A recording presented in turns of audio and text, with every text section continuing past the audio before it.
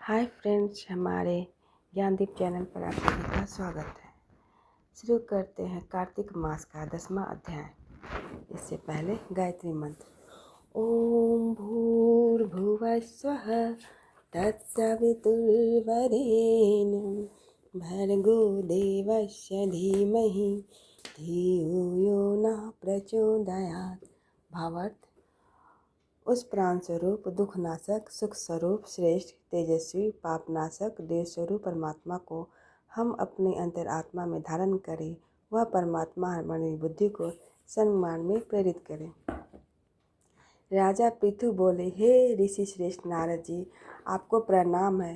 कृपया यह बताने की कृपा कीजिए कि जब भगवान शंकर ने अपने मस्तक के तेज को क्षीर सागर में डाल दिया, उस समय क्या हुआ। नारद जी बोले, हे राजन, जब भगवान शंकर ने अपना वह तेज क्षीर सागर में डाल दिया तो उस समय वह शीघ्र ही बालक होकर सागर के संगम पर बैठकर संसार को भय देने वाला रुदन करने लगा। उसने रुदन से संपूर्ण जगत व्याकुल हो उठा। लोकपाल भी व्याकुल हो गए। चराचर चलायमान हो गया। शंकर सुमन के रुदन से संपूर्ण ब्रह्मांड व्याकुल हो गया। यह देखकर सभी देवता और ऋषि मुनि व्याकुल होकर ब्रह्मा जी के शरण में गए और उन्हें प्रणाम कर उनकी स्तुति करने लगे।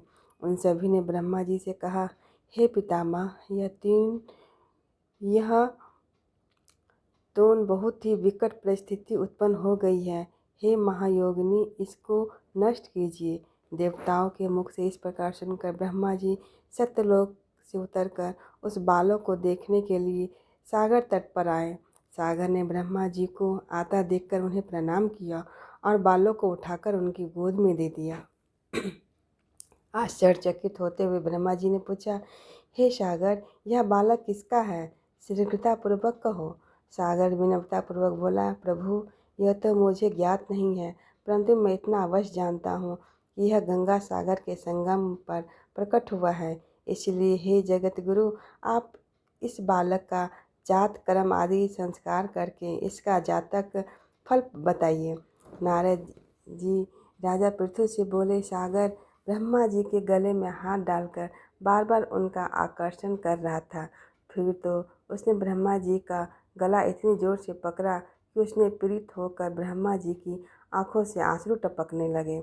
ब्रह्मा जी ने अपने दोनों हाथों का जोर लगाकर किसी प्रकार सागर से अपने गला छुड़वाया और सागर से कहा, हे सागर, सुनो, मैं तुम्हारे इस पुत्र का जातक फल कहता हूँ।